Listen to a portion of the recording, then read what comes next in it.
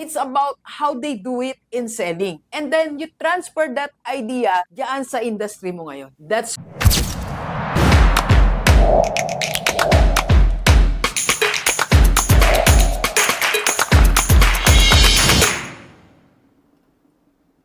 Alright, Gilivers. Punta tayo sa second book na share natin this week na ito kasalukuyan ko pa lang naman po siyang binabasa. Hindi pa tayo tapos pero sobrang dami na nating ideas that I want to share sa inyo. Black Swan. The highly improbable things na pwedeng mangyari sa negosyo natin na hindi natin binibigyan ng pansin pero makakatulong. So ano nga ba yung Black Swan o highly improbable? Improbable, ito po yung parang napaka-impossible to happen. Alam mo yung improbable na meron pa siyang highly. Sobrang ang nipis po ng chance that will happen. Example, pandemic. Highly improbable.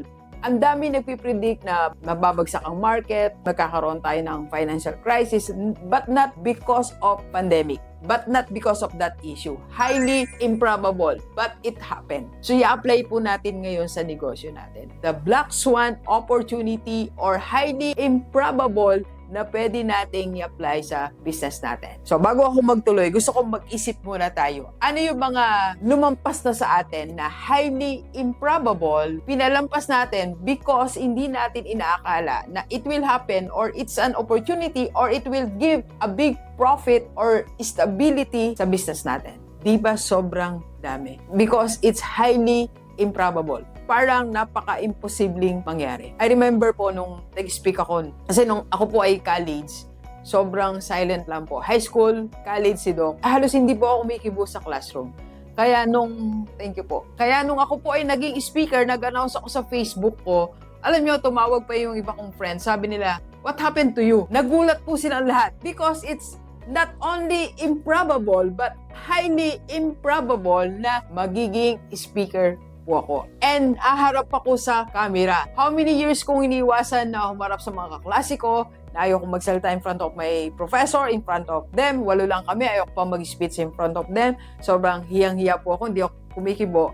Highly improbable na magiging speaker ako, na magiging vlogger ako. But I recognize that opportunity. So sa atin, may highly improbable na pinapalampas na lang natin, pero big opportunity sa atin. Okay? So first, paano nga ba natin malalaman o ano yung mga opportunities na meron sa negosyo natin na Black Swan? First, listen to sudden complaint. Yung mga biglaang complaint na narinig mo. Maybe hindi directly sa business mo, but same industry. So, pwedeng magbigay sa iyo ng isang idea. So, alam nyo, as an educator, ang dami ko pong inatenan na seminar. Sobrang dami, no? Taas ang kamay ng mga teachers.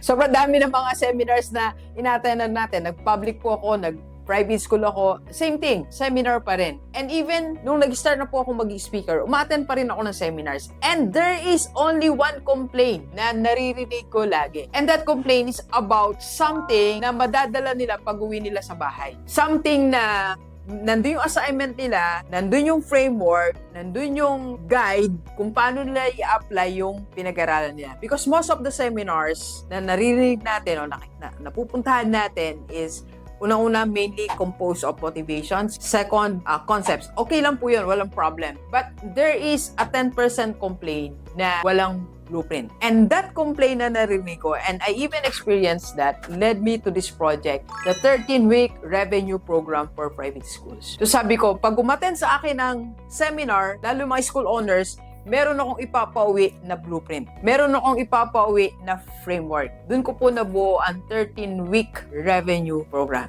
So, maybe ikaw, it's about product. Ano yung complaint nila sa product that they want to taste, that they want to have, that they want to eat, or they want to use? What is that complaint? You listen to that. That can be your Black Swan opportunity.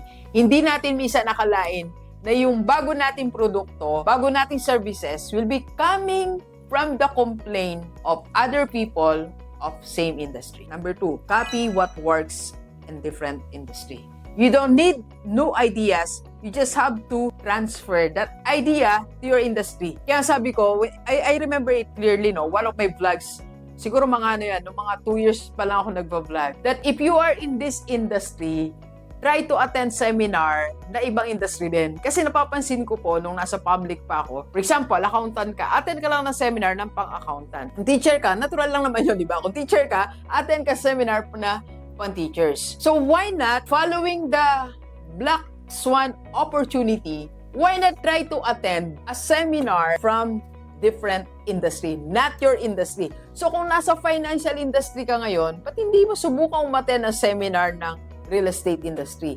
retailing industry, software industry? Because hindi, yung paikinggan mo naman, it's not about the product. It's about how they do it in selling. And then you transfer that idea diyan sa industry mo ngayon. That's Black Swan opportunity. Best practices of other industry that you will transfer to your industry. Alright? Okay, next. Start small while others wait. Magsimula ka na habang yung iba naghihintay ng tamang timing, tamang market, tamang sirkulasyon, tamang-tama ng buwan at ang araw. Di ba maraming ganun, kailangan tumama muna si ganito. Or hinintay muna maging 100% okay ang lahat ng mga criteria before they start something.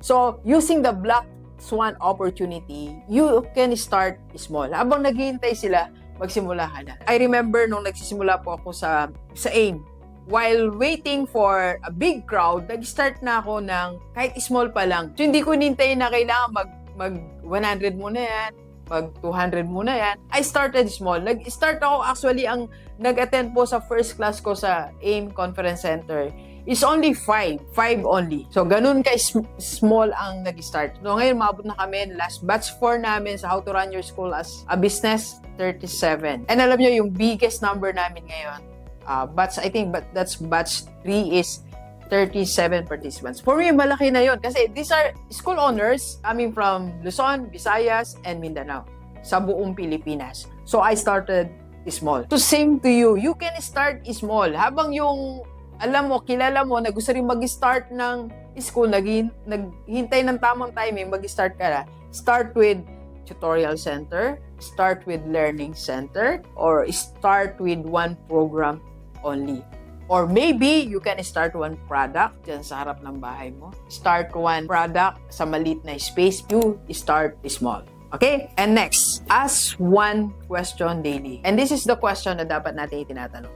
What become harder for people today? Ano ba yung mahirap na pinagdaanan ng mga tao sa paligid mo ngayon? And that can become your idea. For example, yung family mo, bago sila nakauwi ng bahay, ano ba yung mahirap na pinagdaanan nila? Yung mga empleyado mo, ano yung hard thing na pinagdaanan nila base sa kwento nila sa'yo or sa paligid natin? You ask them, what was the hard thing that you encountered or experienced yesterday? From that, you will have an idea. And that idea can become your business. And that's your Black Swan opportunity. Let's go. Kape po tayo. Kape po.